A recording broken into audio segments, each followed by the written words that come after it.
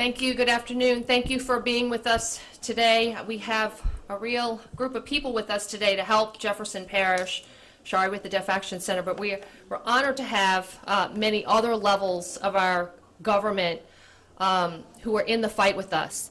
Governor John Bel Edwards, thank you so much for being here. Senator Bill Cassidy, Congressman Steve Scalise, Lieutenant Governor Billy Nungesser, as well as a host of elected and state representatives, and I'm going to say them all, and I hope I don't miss anybody. This list was just put in my hand. So our chairman, Councilman Walker, Councilman Ricky Template, Councilman Edwards, Councilman Bonanno, Councilman Lee, Councilman Van Rankin, and Councilman Impastato. That is your entire governing body in Jefferson Parish, along with many state representatives, Senator Pat Connick, Representative Senator Stephanie Hilferty, Polly Thomas, Representative Joe Marino, Joe Stagney, Kyle Green, Rodney Lyons, Joe Bowie, and John Ilg, as well as Gretna Mayor Belinda Constant and Chief Arthur Lawson. And again, I apologize if I left anybody else. This was just put in my hands. And you are going to be addressed by many speakers today.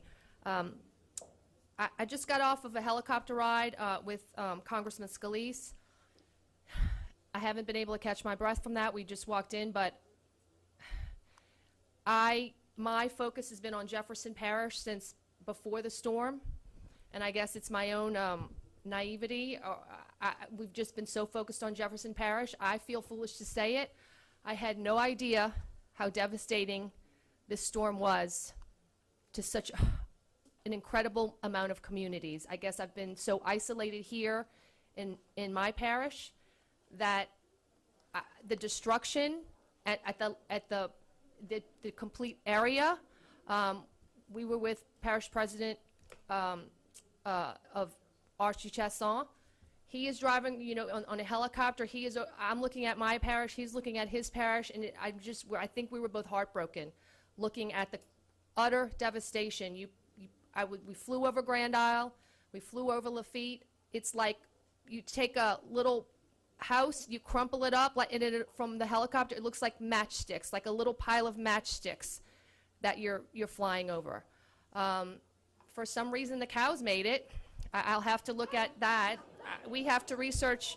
They're grazing in the grass. All the cows made it. So that is definitely on my list to look into. So we were honored to have a great meeting. The governor provided all the state agencies to give us a briefing here in Jefferson Parish on all the things that they're doing. So everybody is working so very hard to put our community back together.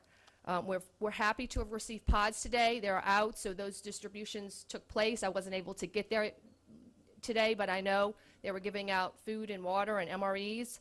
And again, if you cannot take care of yourself, you go to PARD, or you call 349-5360. Again, right now, we're a broken community right now. Today, we're a broken community. It won't always be that way. We don't have electricity. We don't have communication. We don't have gas. Our water and sewer systems are very fragile. So as of today, if you cannot sustain yourself, if you can't take care of yourself, government can help you, but it just can't be within this parish at this moment. Again, that won't always be that way, and then in the next few days we'll receive a lot of additional resources here. So please go to PARD. You will be taken to a shelter in Alexandria, and you will be comfortable. You will have air conditioning, you will have food, you will have water, and you will have the depth of medical services that you need. That is also a very vulnerable system here. So please, my plea to everyone, again, is you can't come back if you're away. I know you want to see your home.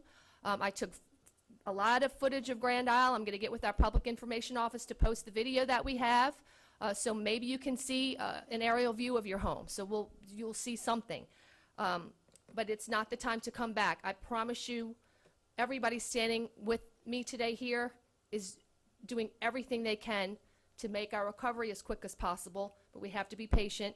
Today, you still cannot come home. So again, we were able to express our needs to the governor. I know the need today. This will expand as the days go, but today, fuel is our big need. I was called by Second Harvest, who can do a great job, but their employees need fuel. I need hospital workers to be able to get to work. We have enough fuel for our first responders and our government workers, but I don't have enough to share with somebody critical like a hospital or a Second Harvest Food Bank or other critical needs in this community. And so we wait for that to arrive. We also were able to explain that we needed generators and ambulances. So, and then the needs as we go on will be different as this process goes on. But I was so fortunate to have the state officials and our federal delegation to be able to understand where we are today. And they're doing everything they can. They're all calling back their offices, trying to shake the trees with private companies that they know and through government departments to get us the assistance. So with that, we're very honored. I know everybody's tired. I know everybody's exhausted, heartbroken.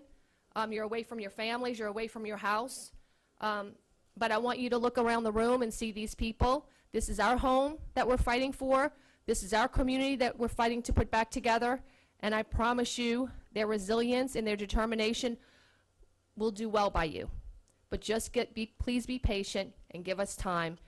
The battle is very big for us to fight, but we will fight and we will prevail. Thank you. Governor Edwards.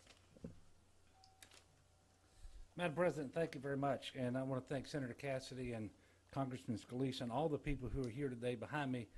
And really, more than any of us, all the first responders here in Jefferson Parish and across the state of Louisiana who have been working so hard and so well. I do want to announce that I've been informed that the President has accepted my invitation. He will be coming to Louisiana on Friday. I don't know exactly what time or what his itinerary is, but I do appreciate the fact that he's going to come because there's nothing quite like visiting in person.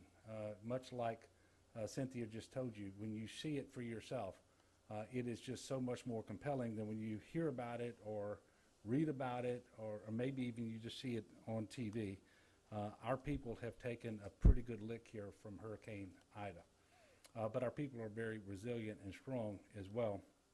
Having said that, we need all the help that we can get from the federal government, from the nonprofit sector, from the faith community, and certainly from us at the state level and working with our local partners as well. We were able to fly over Grand Isle and Jean Lafitte and much of South Louisiana yesterday. On the way over here today, we flew over a different part of Jefferson Parish. There's significant damage everywhere. We've got a lot of work to do. I do want to start with a couple of pieces of positive news. One of which is, and I am very careful about what I say, but there are certain ways in which we've been very blessed. As I stand before you today, there are 2 confirmed fatalities. And when you think about the sheer magnitude of utter devastation, the fact that that's where we are is miraculous. Now, it's our job to make sure that we don't lose more people unnecessarily because of carbon monoxide poisoning and accidents and so forth and heat exhaustion. Also, we're blessed because our levees held up. They performed the way that they were supposed to. And that was the Hurricane Risk Reduction System here in the Jefferson and Orleans area, but also other federal and non-federal levees all across southeast Louisiana. That death total would have been much, much higher had that not happened. We've also got a little good news in that the President signed a major federal disaster declaration that I requested, and that means for the first 30 days after landfall, the federal government's cost share will be 100% for Category A, which is debris removal, and Category B, which is emergency protective measures. He also approved individual assistance and public assistance. Now, the public assistance is at 75%. But everybody out there who is a Hurricane Ida survivor needs to apply to FEMA for individual assistance. It doesn't happen automatically.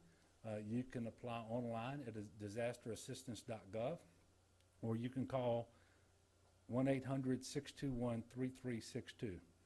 I can tell you that in the last day and a half, they've set records for how many people have applied so quickly, and quite frankly, they've gotten tens of millions of dollars out the door to those families as well. So it's very important that people apply. A little more good news is that there were some areas that actually started to have power restored today, principally in New Orleans with the feed that came in from New Orleans East. Critically important to show some progress there, and I believe that's going to continue to build over the coming days. and it's going to be wonderful when everybody gets their lights back on. We are asking people to try to be patient and understanding, because anytime you have a storm that is this devastating, it will take some time to get all of that infrastructure back up and working. But I believe we're going to see steady progress from this point forward. And I am mindful it's not just a matter of convenience, and it's not just a matter of comfort for air conditioning. It really is about life-saving. We have dozens and dozens of hospitals and nursing homes and other critical facilities right now operating on generator. It is typically only a matter of time before a generator may fail. So we are trying to get backup generators on site that are properly sized to each of those facilities, with the technicians, with all the fuel, trying to move the water where the water needs to be, because you can't run a hospital and so forth without water. A lot of challenges, but we're starting to see the lights come back on in some places. Today, more than 11,000 homes and businesses were restored. Now, we were over 1 million, so I'm very mindful that it's a start, and only a start. In terms of electrical infrastructure, you know, I think you know that we've got transmission lines and distribution lines and substations, and there is tremendous devastation further south in Terrebonne and Lafourche parishes. The co-op Sleeka, they're going to have to rebuild their system. They're saying in their 83-year history, they've never been devastated as they were in this storm. But I can tell you, we've got some good news out there too, as I mentioned, with certain hospitals, including in St. Tammany and New Orleans East, being powered back up. I'm going to announce here the Blue Roof program has commenced, and I want to thank the Corps of Engineers. They will oversee that, and they've been tasked by FEMA to run this program. The Operation Blue Roof program is about getting as many houses into livable condition as possible. So if you sustained a roof damage, we really want you to take advantage of this program. The eligible parishes are those that we know sustained hurricane force winds. So it's not every parish that was approved for individual assistance. And I'm going to read the parishes out right now. And I'm going to try to go slowly. Ascension, Jefferson, Lafourche, Livingston, Orleans, Plaquemines, St. Bernard, St. Charles, St. James, St. John the Baptist, St. Tammany, Tangipahoa, Terrebonne Parish, and I think that's it. And this is a service that is free to the homeowners that qualify. After the Blue Roof is installed, the structure is declared habitable. Now, what that means is, if your roof is gone, but so is the rest of your house, you're not going to qualify, because when they put the roof on, you need to have a habitable house. But if you have any questions about that, you call the number that I'm about to give you. You apply online, and someone will come out.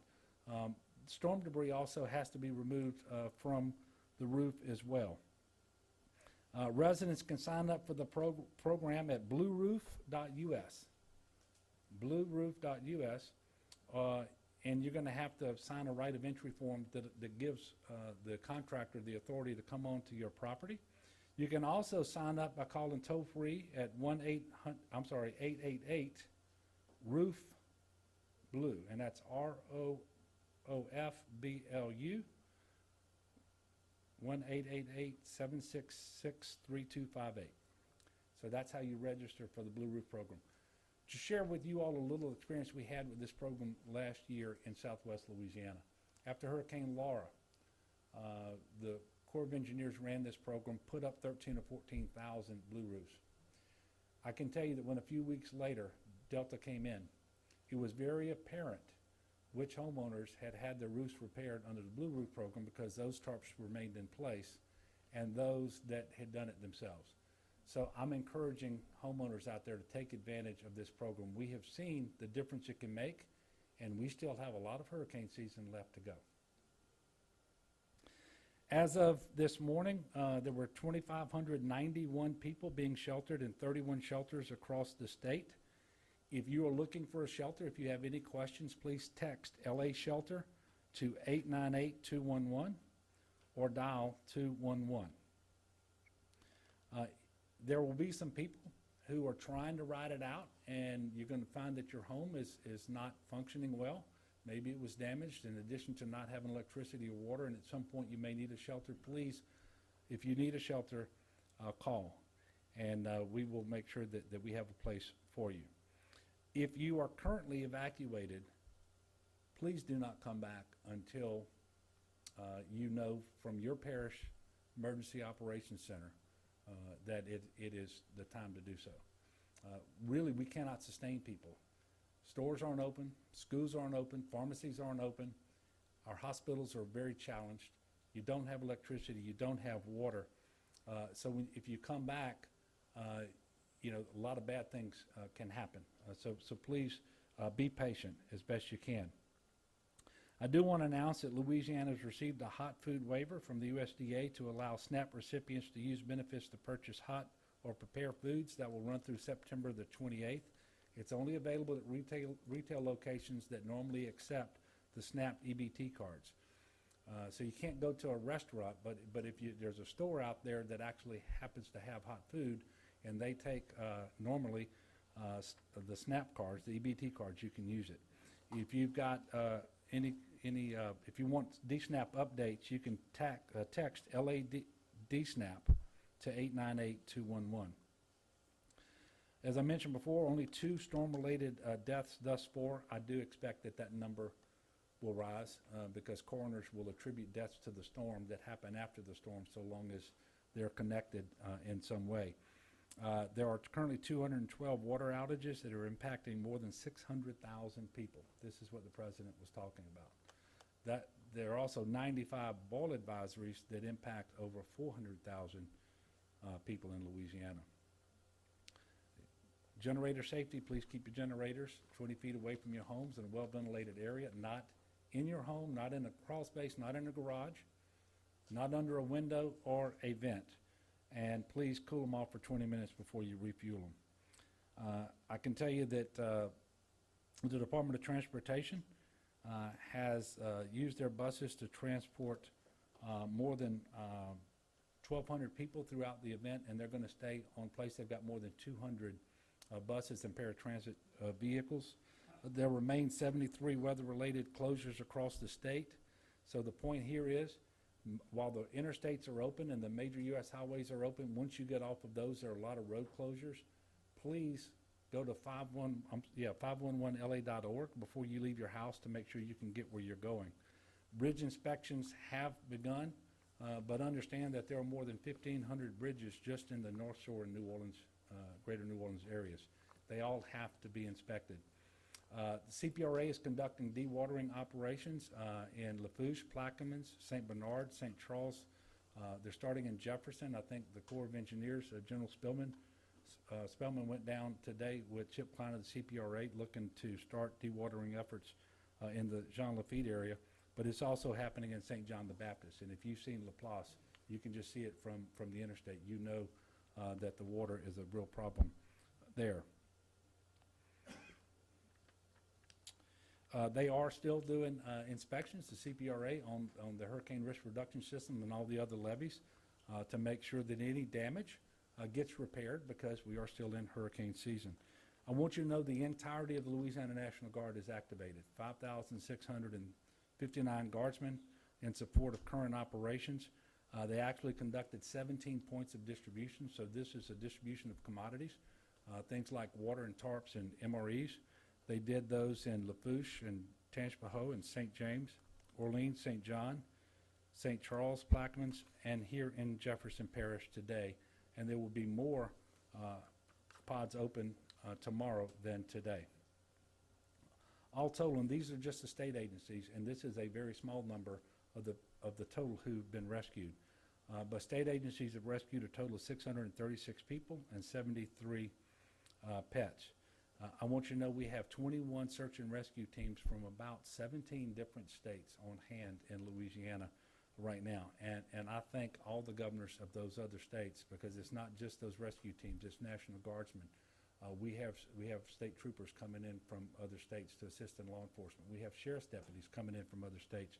And the truth is, just like we all work so hard together here, that happens all across the country as well. So we appreciate that. To talk about something that is obviously difficult at a time like this, it further complicates all of our efforts. We did start reporting our COVID numbers again today. And since the last time they were reported 4 days ago, there have been 12,380 new cases. And with many, many testing sites down, we know that the number is much higher than that. Over the last 4 days, 223 additional people have died. That brings us to 12,582. There are 2,447 hospitalized across the state, and 446 of those are on ventilators. And I want you to think about that, because many of them are in this region operating on generator power. Now, I'm very thankful that there's 2,447 today, because there were well over 3,000 just a couple of weeks ago.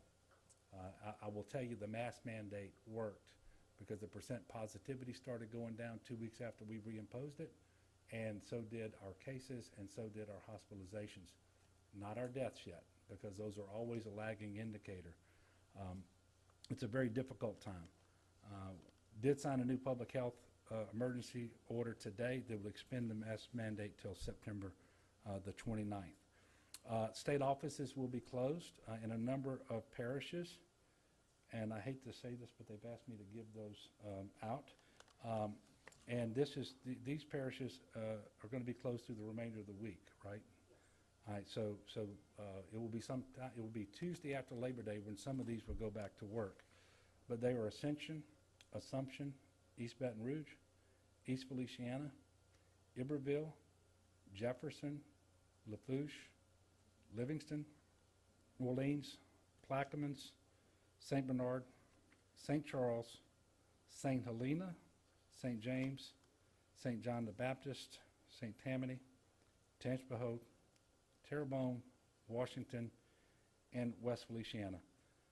Finally, and then I'm going to ask Senator Cassidy and then Congressman Scalise to come up. The fuel problem is very significant. We understand the challenges associated with that. It's impacting all of our recovery efforts.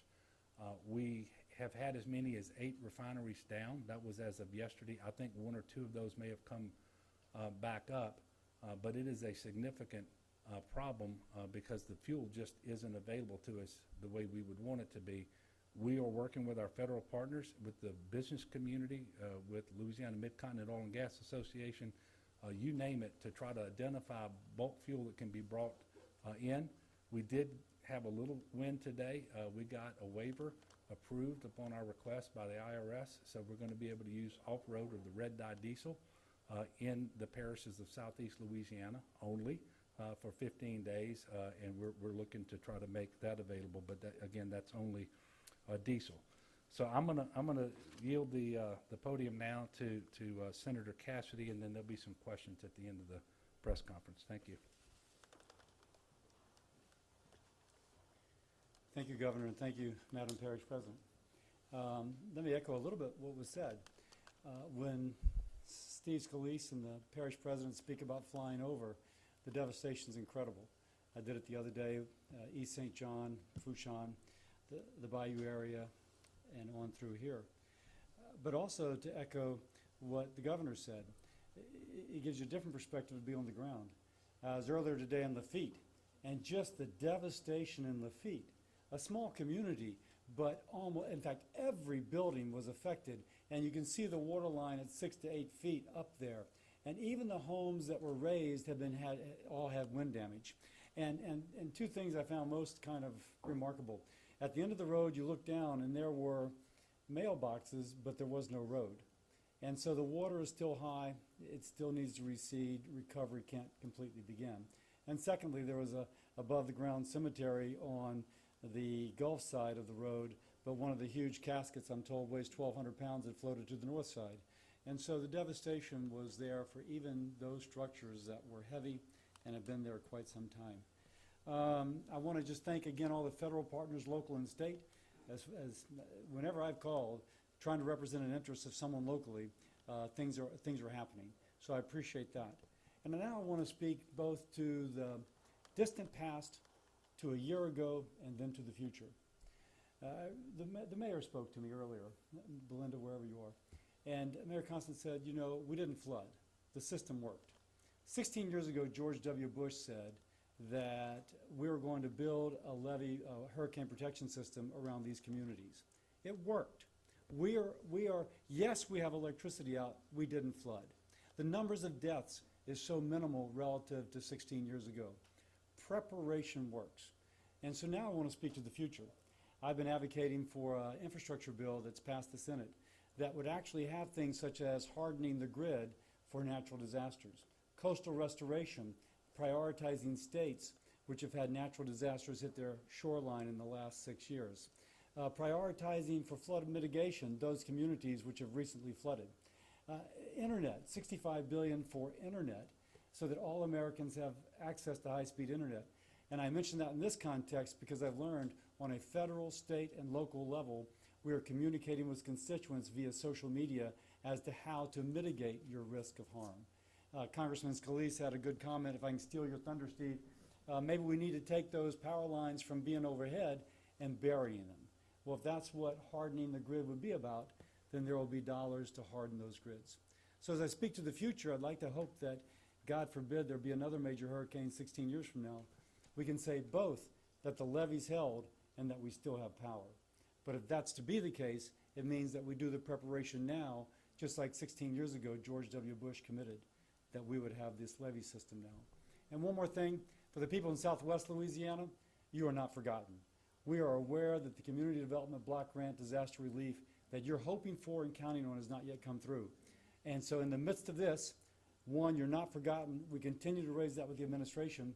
And for those in this community, we will begin to work on that as soon as you file to make sure that your situation is not that of Southwest Louisiana a year later, still waiting.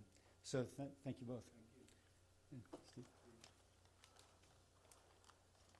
Thank you, Bill. And I'll start where he left off. In fact, this morning, one of the conversations I had was with Lake Charles Mayor Nick Hunter. And I know we have all of us, Governor, Bill, have been working to try to help the people of Lake Charles recover from Hurricane Laura. We don't just look at ourselves as isolated communities because whether it's Louisiana or even other states, so many of my colleagues from around the country have reached out and said, how can we help? People want to help neighbors.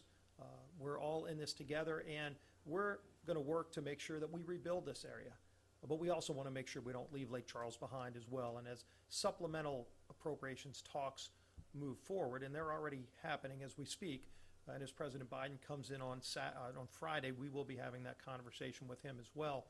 But we also want to make sure that the Lake Charles community is not left behind that either. But now if we talk about the assessment here, and as Parish President Shang mentioned, this morning I wanted to go out to see some of the most hard-hit areas. And so we went out, we got with Parish President Archie Chasson in Lafourche Parish, as well as Cynthia Shang. We looked over some of the really hard-hit areas. Obviously, Port Fourchon is where Ida struck ground.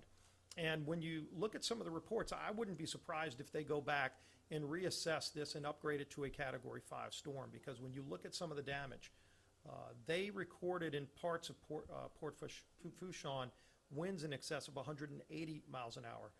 So when you look at that devastation, and it's massive devastation, when you see major marine vessels picked up and moved, dry docks picked up and moved, it tells you just what kind of strong winds hit for sustained hours at a time to do so much damage.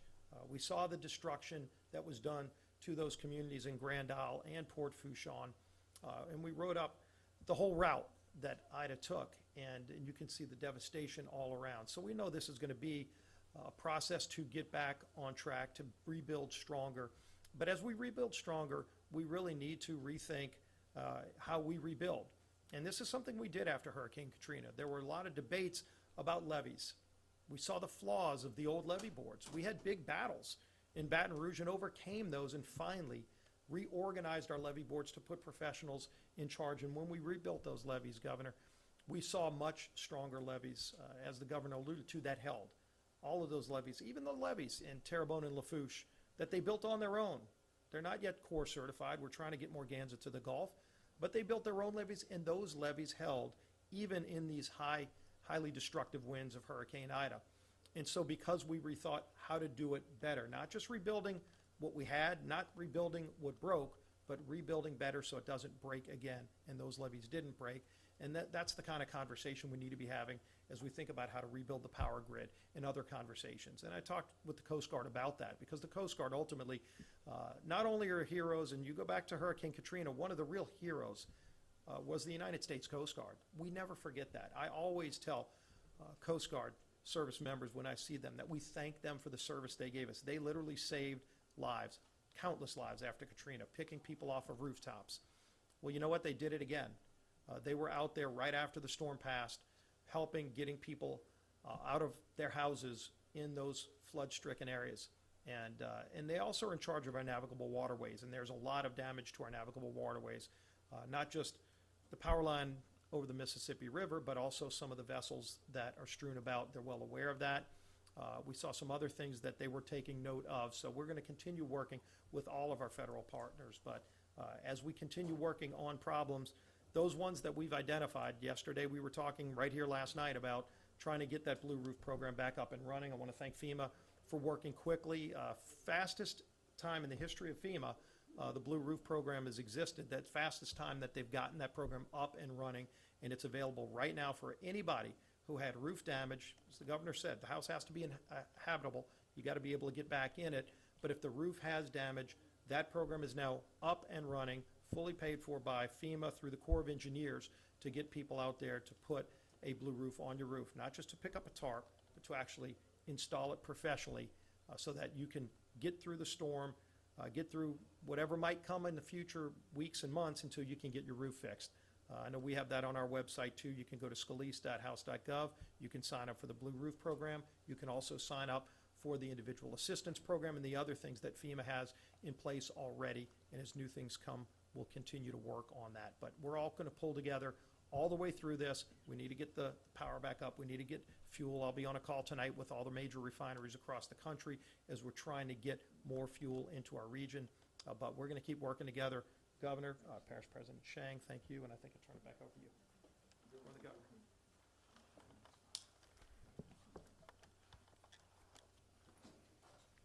I knew you'd be first. We'll take a few questions now. All right, Governor. What additional resources might you ask the president for when he's in Louisiana, and what steps do you think he can take to get more fuel to the state? Well, the second question was fuel? Yes. Okay. I'll go there first. Obviously, he's got a Secretary of Energy, he's got a FERC, and there are controls that they have across the country. But quite frankly, we need bulk fuel be brought in before the refineries come back up on their own. Because right now, we don't know when that's going to be. And what we need is gas and diesel, and not just all across Louisiana, but particularly focused on southeast Louisiana. And the irony here is that it's 2/3 of the state's refining capacity that's down. But the state of Louisiana provides fuel for the rest of the country. And now we need the rest of the country to give up a little bit of their fuel to come back to Louisiana so we can deal with this hurricane and get our recovery started the way that it should. And he certainly has the ability, not only through the Department of Energy and the federal agencies, but he too, much like Congressman Scalise was mentioning, he can pick up the phone and he can call and make sure that the private sector companies that can help as well. And the first question is, what will we be asking the president for? Well, there'll be a long list, but chief among them will be making sure that we have a permanent housing program that we can start as soon as possible for southeast Louisiana. And obviously, we want to start one for southwest Louisiana. We don't have that appropriation either. Now, there is an instrument, and I don't want to get into the business of how things happen in Washington, but there's a continuing resolution that could potentially contain an appropriation for these housing programs. So we're going to be talking to him about that as well. But quite frankly, the list is going to be very, very long. And we will be developing that list. We already got a number of things on it between now and when that visit actually does take place this Friday. But making a request is important. But making a request at the same time he sees the utter devastation that has happened here, I think it would be better received. And so the timing is important as well. Just as a follow-up, will you ask him to pick up the phone and make that happen? To pick up the phone and make what happen? You said he could pick up the phone and help with getting the fuel here. Yeah, but I, to be very honest with you, I believe that will probably happen before he ever comes. I had a conversation, in fact, I've had 3 today with the White House. You saw me pull out my phone? I hung up on somebody in the White House so I could come back and talk to you. But we've had 3 conversations. All of them have dealt with fuel already. And so I fully expect that will happen before he ever comes. And what we will be doing instead is announcing the relief that's en route. And that's, I guess it's my expectation. It's certainly my hope. Anybody else? Look, yes, sir. Governor, for you personally, I mean, I know you've seen so much devastation during your time as governor, but throughout the recovery of this storm, for you personally, what was the hardest thing for you to see? Well, look, me and my family, we're extraordinarily blessed, and we're all well. But to see so many of our fellow Louisianans who are not today, and whether they're at home trying to clean up, and they're not just hot. They don't have water. They don't have electricity. They're miserable.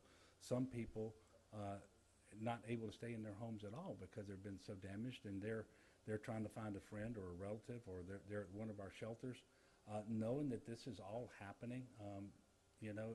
Again in Louisiana, we had 4 hurricanes that struck Louisiana last year, and this one is just horrendous. But I guess I'm also at the same time, and I hope everyone is, inspired by just the goodness and the decency and the generosity of the people of Louisiana. They are hardworking and faithful and good people. And you're always going to hear some stories because the media likes to promote the sensational and the bad news.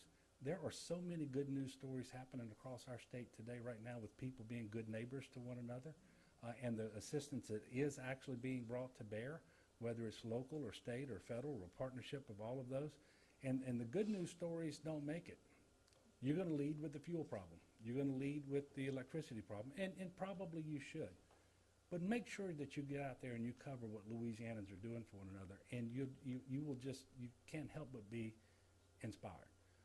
And I'm going to continue to ask people to be good neighbors, because we've got to go out and check on those who are older, those who have special needs, because even if they made it through the storm, they're not living in really good conditions right now, right? So let's go out and check on them. Let's do what we can, and we'll provide the assistance as best and as soon as we're able to do so. Last question. Yeah. Last one. Governor, what would your message be to the people of Southeast Yeah. Louisiana that are also relying on the federal government for help? We saw the challenges in Southwest Louisiana. We've seen the politics play. What would your message be to the people of Southeast Louisiana to say, hey, this isn't going to happen. We're going to make sure that everyone's taken care of? Well, first of all, we're going to take care of the people in Southwest Louisiana. It's just going to be later than it needed to be. And I don't want people to think we haven't been working for Southwest Louisiana. We have committed money from housing programs, from the Watershed Initiative, from community development, from the Capital Outlay Program, and so forth. We have created tax increment financing districts over there. I have swapped out state buildings with the city so that they can get back going much faster, and we've done more transportation projects and so forth. But what they need is permanent housing, and that money has not yet been appropriated by Congress so that HUD can give us the CDBG funding that we need. So my commitment to Southwest Louisiana is we're going to continue to make the case for them, and we're going to immediately start making the case as well for Southeast Louisiana. And I have every expectation, and I don't know why. There's no excuse for why it's a year later and we don't have it for Southwest Louisiana. But we know the nation is focused on Louisiana right now for Ida, and we're going to take advantage of that and see if we can't turn that into a very speedy appropriation in Congress. And I can tell you our congressional delegation is fighting. I absolutely know that. I can tell you I've been favorably impressed with the conversations that I've had thus far with the White House. We just have to make it all happen. And my message is we're going to work night and day to make that happen just as soon as we possibly can. Thank you all very much, and God bless you, and thank all the people that were up here as well.